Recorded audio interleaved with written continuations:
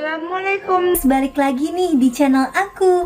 Cewek ini dikasih obat tidur di makanannya tiap malam. Pelakunya ayah kandungnya sendiri nih guys. Jadi gini ceritanya. Aku Monica, dan aku berumur 16 tahun. Seberapa baik kamu mengenal orang yang hidup serumah denganmu? Apa kamu tahu apa yang ia sukai? Atau kapan ia pulang kerja? Apa makanan favoritnya? Dan yang paling penting, apa kamu tahu apa yang mereka lakukan saat kamu tertidur? Aku sangat mempercayai keluargaku, meskipun aku harus mengorbankan kebahagiaan dan kesehatanku. Sebenarnya, aku malu untuk menceritakan kisahku, tapi aku harap aku bisa mendapatkan dukungan dan nasihat dari kalian. Aku tumbuh besar dengan ayahku. Aku tidak terlalu ingat ibuku. Dia meninggal ketika aku berumur sekitar 4 tahun. Dikit ku ingat, terkadang tangan ibuku terlihat gemetar dan wajahnya terlihat bingung.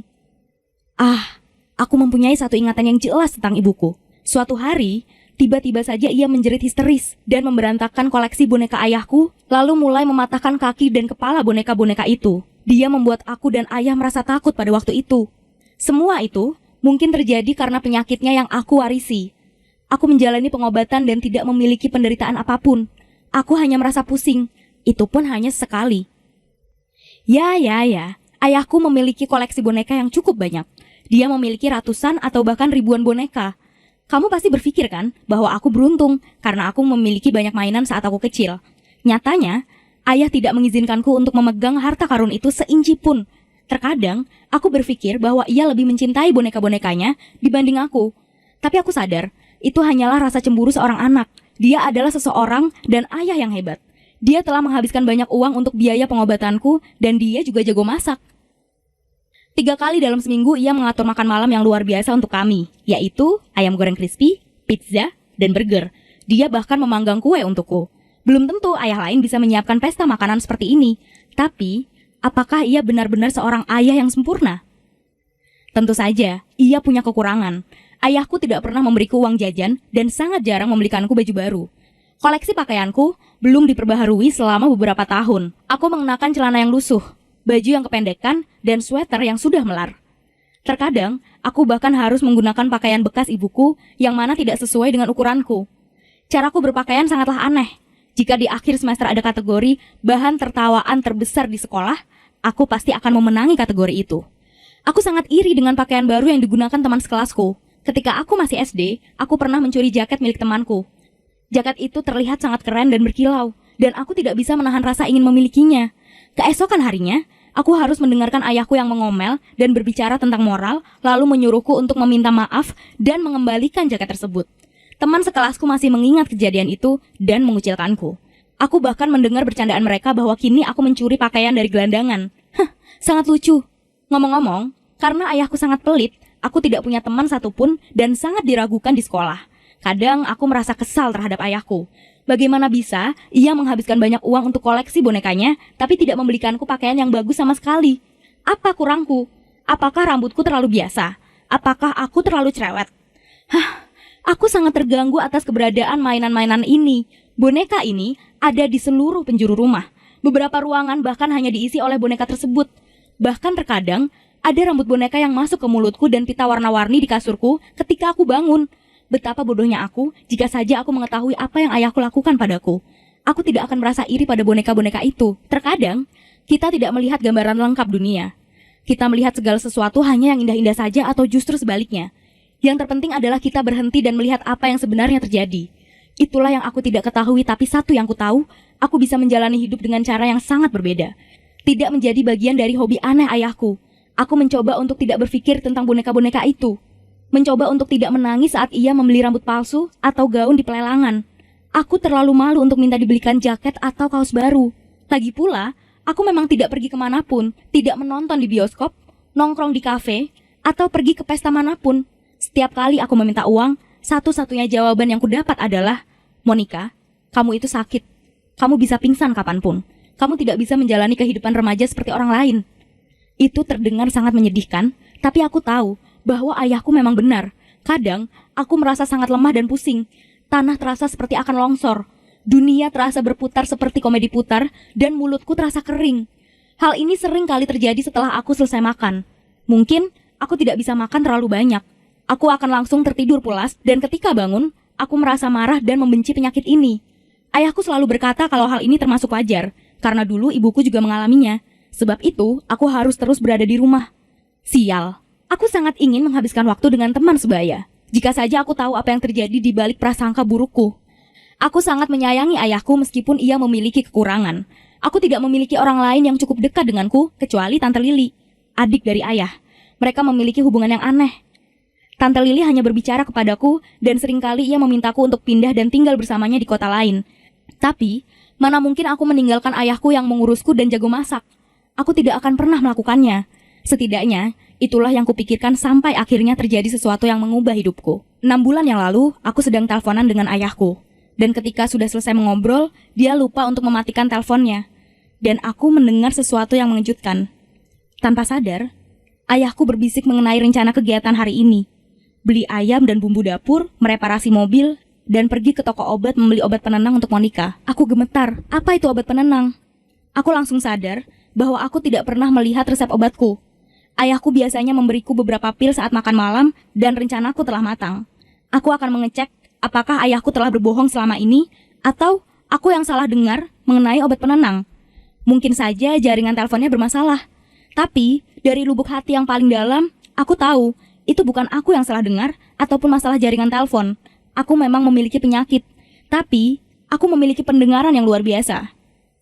Ayahku berencana melakukan sesuatu, dan aku harus menyelidikinya meskipun aku berharap bahwa ini semua hanyalah mimpi buruk atau fantasi yang akan segera berakhir. Dan inilah yang aku lakukan. Aku pulang ke rumah dan berpura-pura tidak mendengar apapun. Selama makan malam, aku menertawai guyonan ayah, membicarakan urusan sekolahku, dan aku berpura-pura mengunyah ayam dan meminum obat dengan air putih. Sepertinya, ayahku tidak mencurigai apapun. Setelah makan malam selesai, aku pergi ke kamarku dan pura-pura tidur. Setengah jam kemudian, ayahku masuk ke kamarku. Aku bisa merasakan jari-jarinya di tubuhku. Ayah mulai membedaki pipiku, memakaikan lipstik di bibirku, dan mewarnai kelopak mataku. Aku tidur dengan gaun tidurku dan gemetar ketakutan. Tiba-tiba, ayah mengangkat kepalaku dan melemparkan sebuah kain ke mukaku. Aku ingin menangis dan berteriak, tapi aku coba untuk menahannya. Aku sudah memikirkan hal terburuk, tapi ternyata ayah memakaikan gaun kepadaku. Badanku terasa gatal karena kain sifonnya. Tapi aku menahannya sekuat mungkin dan tetap pura-pura tidur. Aku memutuskan untuk terus melihat dan merasakan performance sampai akhir. Ayahku mulai memakaikan pita di rambutku sambil berbicara mengenai cuaca hari ini dan kehidupan orang dewasa. Lalu ia menaruh sedikit teh panas di bibirku dan mengoleskan krim kue di wajahku. Untuk pertama kalinya ia berbisik dengan lembut di kupingku. Kenapa kamu terlihat sangat berantakan? Aku akan mengelapnya dengan tisu basah. Ya Tuhan, ini aneh sekali.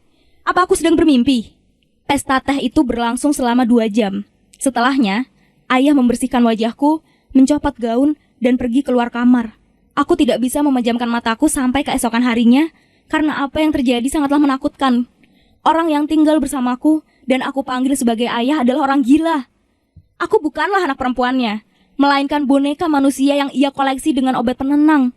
Jadi, karena itulah aku mendapatkan sakit kepala ini. Jelas bukan karena epilepsi. Bagaimana jika aku sebenarnya tidak sakit sama sekali?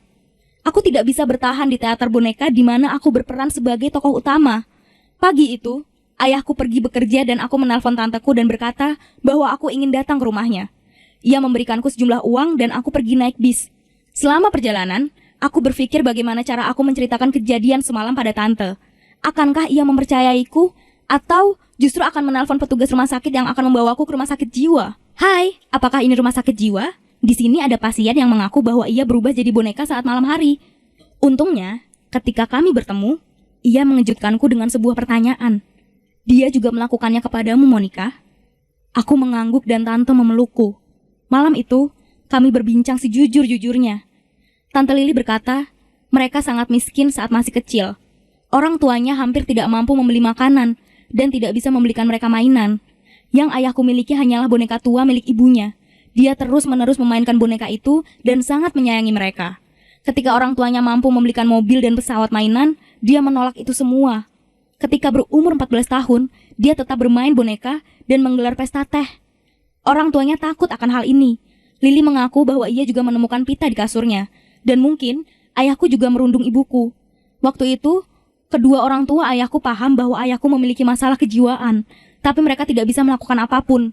Bonekanya sudah diambil paksa, disembunyikan, dibuang, bahkan dibakar, tapi ia selalu menemukan boneka baru dan bermain dengan boneka itu sampai tidak ada orang yang peduli lagi akan hal ini. Dia sudah melakukannya selama 48 tahun. Sekarang, aku tinggal bersama tanteku dan aku tidak bisa memaafkan ayahku. Tapi aku sangat merindukannya. Terkadang aku berpikir, mungkin aku harus mengunjunginya. Mungkin kami harus berbicara, menemukan terapis yang hebat untuk memecahkan masalahnya. Sebenarnya, ia tidak melakukan hal buruk. Dia hanya memberikan teh. Namun di sisi lain, dia mengarang sebuah penyakit palsu untukku dan memberikanku obat penenang. Apakah seorang ayah yang penyayang mampu melakukan hal ini? Dia menelpon dan chat aku beberapa kali, tapi tidak kujawab. Lalu ia menelpon Tante Lili, tapi Tante Lili menyatakan bahwa aku akan tinggal dengannya dan rahasia ayah yang menjijikan telah terbongkar. Aku tidak tahu apa yang ayah katakan pada Tante Lili, tapi ayahku tidak pernah memaksaku untuk pulang. Aku pikir, dia hidup dengan senang di dunianya yang kecil bersama boneka-bonekanya. Atau mungkin tidak sama sekali.